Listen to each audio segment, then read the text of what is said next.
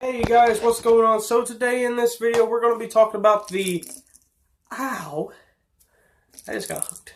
Popper fluke rig, which is a trick worm, but same thing. The popper fluke rig. That basically it's a double rig, but instead of having two flukes, it is a popper and a worm or Cinco fluke, whatever you want to use. I mean, you can use just about anything with them. You can use obviously the docks lures, drop shot minnow. Gotta talk about the baits. Fluke. You can also use Cincos. I've used Cincos. You can also use lizards. You can use swim baits. You can use the docks lures, stick worms. Also, you'd use just about anything with this rig as long as you use a topwater bait and a soft plastic bait. So what do you need for this rig? Now, hang on a minute. Had a stupid moment, could not remember for some reason. Yak Daddy done a video talking about the double fluke rig, and I told him about the popper and fluke rig, and he said that he's never seen it, and he asked if I would do a video on it, so here's the video. What you need first is one of these babies right here, a little snap swivel. Next is your hook. This is going to be for your soft plastic bait. Any hook size, you can use any hook size. You can use screw lock hooks. If I can find one that is not in a bait, that would be awesome.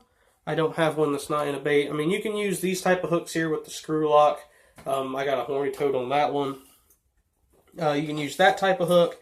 You can also use like the not the round bend, but the straight shank offset worm hooks. You can use those. You can use jig heads also. I mean, if you have like areas where it's not super grass, there's not a lot of grass in the area, you can also use a jig head. It works just as well. Just make sure you use a light enough jig head to where your popper doesn't go down in the water, or use a big enough popper to where it'll hold itself up.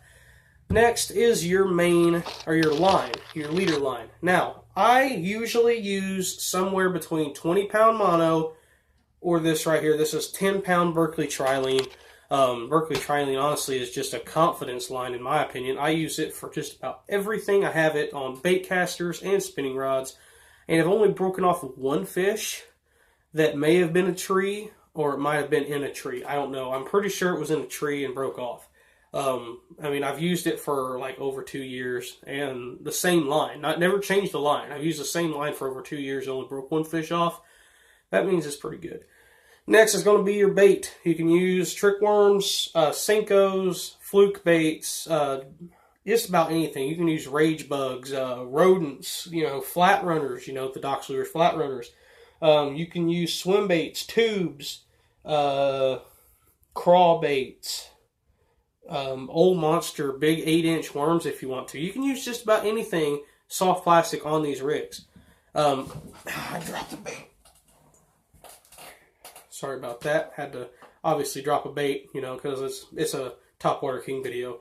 But anyway, this right here is what I usually use, a white trick worm. Now, as I was talking to the Yak Daddy, I told him about me catching a bass and a bluegill at one time on this rig, and I actually did. I actually caught a bluegill on this popper. This is the popper that I usually use, and then I caught a bass on the trick worm. Now, you can also catch bass and bluegill on both baits. I've caught bass on the popper and bluegill on the trick worm, not at the same time, but at different casts. I actually caught a bluegill on a 6.5-inch trick worm, and then like a couple casts later, I caught like a 12-inch long bass on a popper.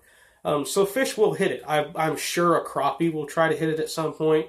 You just never know. But yeah, this is the popper that I usually throw. This is I want to say it's either Ozark Trail or something like that. It's like a cheap Walmart brand popper. I would not use really expensive poppers with this, because most expensive poppers tend to walk, like a walking bait. I prefer a popper that doesn't do that. The reason why is if you have a popper that walks, it doesn't really let the worm have much action. If you really want a popper that just goes pop, pop, pop. It doesn't walk. It doesn't do any of those fancy things. You basically just want the most generic popper you can have.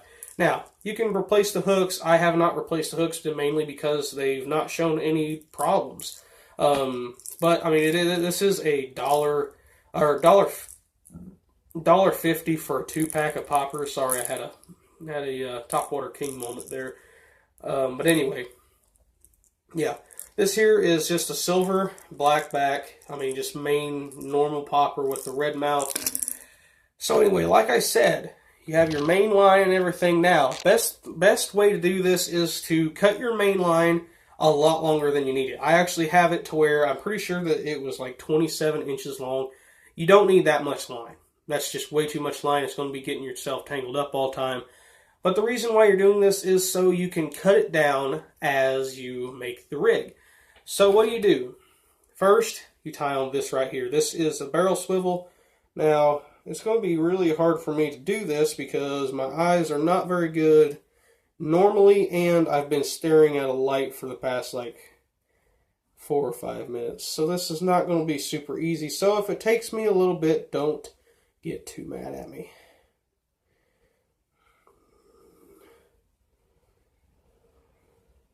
I actually got it through pretty easy, which is surprising.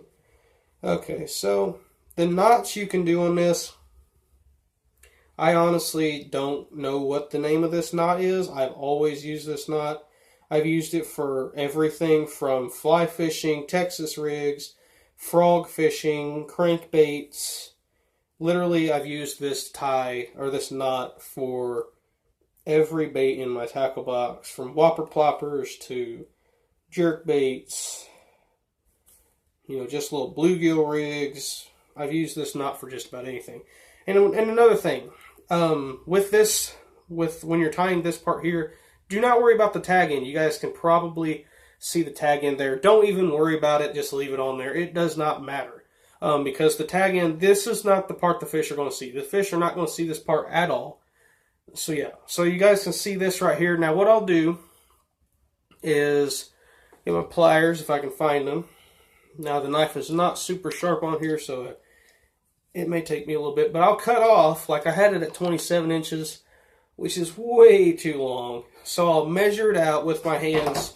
Now, I don't know if you guys do this, but I know from the tip of my pinky to the tip of my thumb is 9 inches.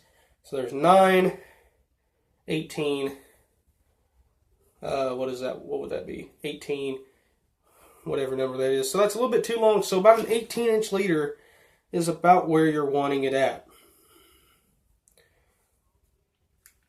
There we go. Cut that off. There's about 9 inches, actually almost exactly probably. Okay. So there that is. Now your line is about that long, which is 18 inches almost exactly. I could measure it out real quick with this tape measure. 17 inches, exactly 17 inches. So I'm not super far off. But anyway, now you take and you got your whatever you want to call it there. I just call it snap swivel, barrel swivels, whatever. Now you tie on your hook, and I use the exact same tie or the exact same knot for the hook as I did the snap swivel, just because this is the knot that I've always known. I've done this knot probably at least 1,500 times. As many times as I like to change lures and retie and stuff, I've probably done it well over 1,000 times. I know I've done it at least 20 times. Just this last time that we went fishing, I retied 20 times just because I wanted to get different baits on. But anyway, so yeah, you see this here, you got your knot on there, there's your tag end. Now you can trim this, you can leave it alone if you want to. I'm going to trim this down a little bit to where it's not super long, just so it isn't causing any problems. Maybe, you know, depending on the bait you're using, it can mess up the nose of your bait.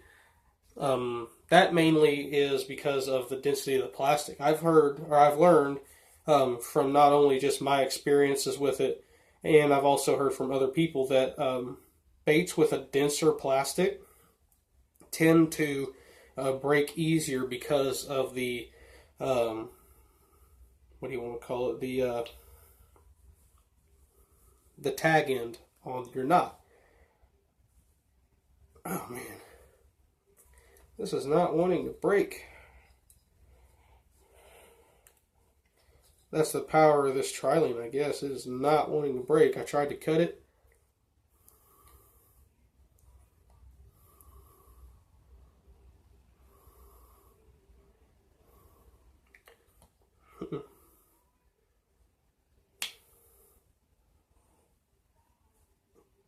I don't know.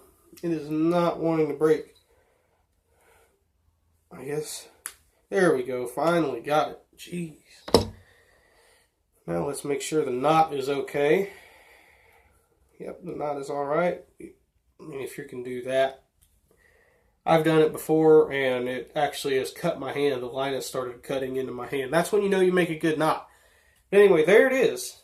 This is the basic rig. Now what you can do, if you really want to, is you can take and do the exact same thing with other topwater baits. Now, I haven't tried it with other topwater baits, but I am sure you could. I mean, if you wanted to, this would actually be a really cool challenge. I might actually do this challenge. This would be really cool. Do like a double whopper plopper rig. And how, I'll show you real quick, how you attach this to the popper. Now, you would think that you attach it straight to the nose, right? Like you would if you were actually fishing with it. No, you don't do that. You go to the back hook on the popper, and you guys can see there's basically the components. Here's the hook, split ring, and a little eyelet that attaches the split ring to the bait. Now, do not put it on the split ring. Never, never, never put that on the split ring, because if you do, and that fish catches it right, it will break the split ring, or it could break this right here because of the pressure put on it. Never put it on the split ring itself. You actually want to put it through the eyelet that is on the back of the popper. Right? Yep, just like that. You want to put it just like that. Then you can go ahead and snap it down. It's really hard to snap these down sometimes when you've got treble hook baits like this, because you'll get hooked pretty easily. There you go, right there. Just like that. That is not coming undone. And do not worry about your baits getting tangled up with the hooks, because it honestly doesn't have any problem with it. I've never really had it get tangled up real bad. And now if you're using braid with this, never use braid as your leader. Use either mono or fluoro. Or, you know, what is that one line? It's like called nanofill or something like that. You can use that. But don't use braided line, because the treble hooks will get in between the strands of the braid. That's something that I've had problems with throwing poppers on like 15-pound braid. 15-pound braid. I've had a lot of problems with that. So next, you just find your hook. You go down here. You go ahead and get your treble, or not your treble, but your trick worm. And you go ahead and you do your just normal little Texas rig, just like you would if you were fishing your normal Texas rig or your weightless Texas rig or whatever. And you can choose to what they call Tex pose it, which is when you bury the point of the hook into the plastic. I prefer just very little of the very little of the end of the hook in the plastic, because it is a little bit harder sometimes to set the hook with this popper, especially if they're small fish. You'll sometimes not even feel them. But a couple advantages to this bait. Now, you can also add split shots down here to the nose of your trick worm to where it'll fall better. I usually don't do that. But what is the advantages of doing this? You're probably asking. The advantages of doing this is, A, you can get more fish in the boat or on the bank, whatever you're fishing. B, your trick worm is basically like, I'm sure you guys have bluegill fished before. I think everybody started out bluegill fishing. You guys take your worm and your hook, your split shots, throw them out there, and your cork's on top, right? Your popper is basically the cork for this worm here. But your cork is also a lure. And I've seen this before, and this is why I think that this rig works so well, is my uncle one time, we was out fishing at a gravel pit, and a 5-pound bass came completely airborne because it was hitting his cork. It wasn't even messing with the live minnows underneath of it. it was hitting his bright orange and white cork. And I seen this bass come out of the water, and it was every bit as big as the personal best that I caught last year. It was that big, if maybe not even, maybe even bigger. Because, I mean, it was quite a ways out there, so who knows? It might have even been bigger.